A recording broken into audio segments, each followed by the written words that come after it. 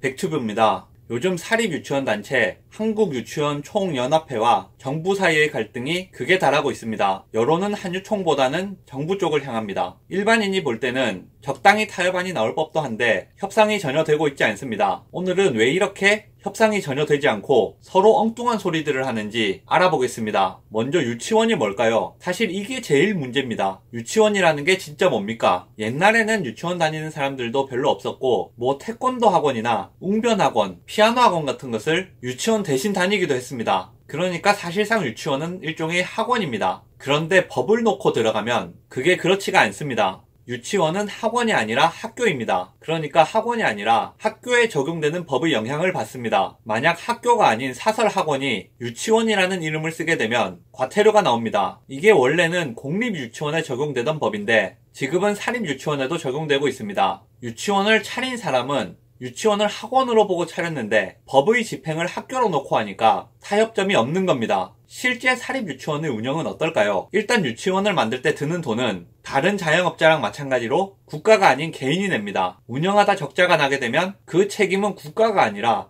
유치원을 경영하는 사람이 전적으로 지게 됩니다. 국가에서 주는 돈 중 대부분인 원비의 경우는 원래 학부모한테 받던 것을 국가가 일부 내주는 것이라서 학부모가 이득을 본 것이지 유치원이 직접 이득을 취했다고 보기는 어렵습니다. 뭐 세제 혜택이나 인건비 지원 등은 실제로 혜택을 본 것이 맞습니다만 나라에서 돈을 받았다고 해서 회계 전부를 통제해도 된다는 논리라면 뭐 공무원들은 월급으로 떡볶이 몇 인분을 사 먹었는지까지 공개하고 2인분을 먹은 사람은 횡령으로 간주해서 감옥에 집어넣어야 될 수도 있겠죠. 뭐 극단적인 예를 들어본 겁니다. 세제 혜택이나 지원금이 없는 것은 아니지만 유치원을 경영하는 입장에서는 사실상 다른 자영업자랑 똑같은데 법을 집행하는 사람들은 비영리 교육기관인 학교로 보니까 타협점이 없이 평행선을 달리는 것입니다. 상식적으로 국가가 사립유치원에 대해 국공립유치원에 준하는 통제를 하려면 사실은 국공립유치원에 준하는 지원을 해주는 것이 맞습니다. 그런데 국공립유치원을 만들거나 그 정도 수준의 지원을 할 돈이 없으니까 사립유치원을 쪼아대다가 이번에 터진 겁니다. 어쨌든 이번 사태가 잘 마무리되더라도 이런 일이 한번 터지고 나면 사립유치원 사업을 하려는 사람이 없어지겠죠. 기존 사업자도 기회가 되는 대로 철수를 많이 할 것이고 신규 사업자의 경우에도 진입을 포기하는 경우가 많을 겁니다. 그러니까 앞으로는 유치원 보내기가 좀 힘들어질 겁니다.